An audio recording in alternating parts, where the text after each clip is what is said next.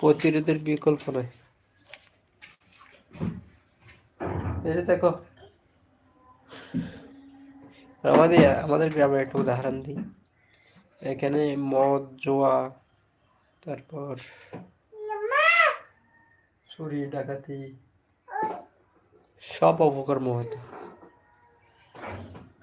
একটা নিরীহ ছেলে মাদকাসক্ত হয়ে এক জায়গায় গেছিল, ওখান থেকে এক পার্টি বনিবনা হয় নাই, মেরে ফেলছে।